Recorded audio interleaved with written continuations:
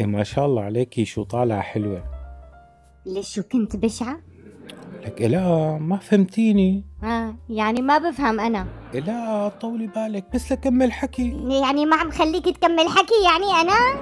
طب اسمعيني. إيه ما بسمع لأني طرشة. لك قلبي. وهذا من أسباب الموت المفاجئ للرجال عموما والمتزوجين خصوصا.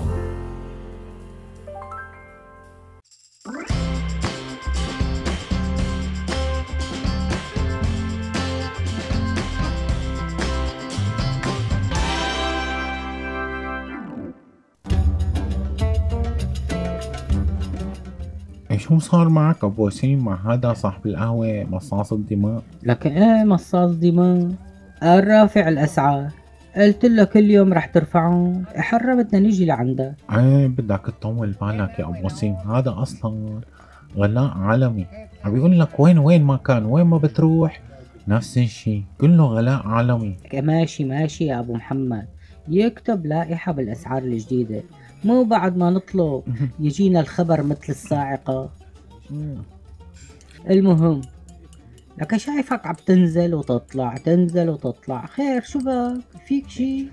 يعني عم بيجعك شي يا ابو محمد؟ لك حتى كاسة الشاي مالك شربان منها ولا شفة. وطي صوتك وطي صوتك، هلا بيسمعك اجير القهوة. ليش وطي صوتي يعني؟ خير شو في؟ عم بحكي سياسة انا؟ لك مو سياسة مو سياسة، فهم علي. انا جايب معي الشاي من البيت، كل ما بتفضى كاستي بنزل بعبيها وبرجع بطلع، فهمت علي؟ ايوه هيك لكان، على اساس انت رفيق العمر تاركني عم بطلب وحدة كاسة رايحة كاسة جاية، كاسة رايحة كاسة جاية. اخبرني يا ابو محمد ولو. لك ايه هيك احسن، هيك احسن. خلص انا بدفع معك النص، وهيك ما بيعودوا بيشتلقوا علينا، خلص ماشي الحال. احلى صديق والله. كيف اجت ببالك هالفكرة؟ اخي الحاجة ام الاختراع. ايه الحقيقة اختراع موفق جدا فيه، يا عيني عليك. ايه صحيح، شو بدي خبرك؟ خير شو في؟ ابو معين تعرفه؟ ايه شبو ابو معين شبو؟ اخذ قرضه من البنك وعمل المشروع اللي بيضل بفقع لنا راسنا فيه كل ما بيقعد معنا. عم بقول لحالي ليش صار له شهر ما بين وما قعد معنا. الله يوفقه، ما في شي مستحيل بهالحياة. ايه الحقيقة نفذ حلم حياته تمام، بس هو ما عم يجي لانه حاليا بالسجن، فشل معه المشروع وعليه ديون لفوق فوق فوق فوق راسه. إيه لا مو خبرية، بس انا قلت له لهالاجدم، قلت له لا تغامر، مو وقتها مو وقتها. هو كمان دخل لي بهالمشروع مثل التور. قلت له طول بالك، بده تحضير وبدك تعرف قديش المبيعات والواردات والصادر، يعني شو بدي اقول لك، فوت حاله بالحيط. وبتعرف يا ابو محمد، عم بيقولوا شغلة كتير مهمة، انه الواحد يعرف اليوم اللي ولد فيه. قال كتير مهم لحياة الشخص.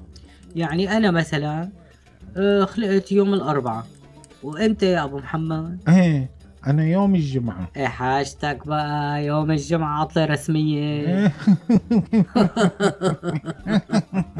حلوة ايه ايه طيب اسمع لك هالخبرية. هذا ابو ادهم، ايه ابو ادهم. لك ايه ابو ادهم كيفه؟ من زمان ما قعد معنا. لكن اسمع هلا بخبرك شو. هذا اجاني من يومين وقعد عندي وصفن الصفنة العجيبة. ايوه طلعت فيه قلت له شبك يا ابو ادهم، شبك مالك بالعادة تقعد هالقعدة هاي؟ قال لي اسمع، مرتي بعيد فالنتاين جابت لي صباط جديد. حلو. قلت لها يسلموا ايديك، يا عيني عليك شو بتعرفي تنقي. قام شو قالت له؟ إيه انا من طول عمري بعرف نقي صرانة. قام طلع فيني هيك وقال لي معقولة يا ابو محمد تكون قصدتني انا؟ عن جد عم تحكي؟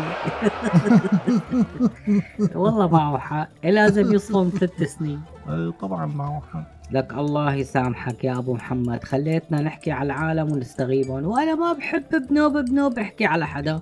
هلا وانا كمان ما بحب احكي على حدا، ايه طيب يلا قوم هات نص الحساب مثل ما اتفقنا، وغدا نلتقي. طيب بكير ليش مستعجل؟ خليني احكي لك شو صار مع جارنا ابو عصام. ايه خلاص يلا قوم بكرة قوم. يلا مثل ما بدك.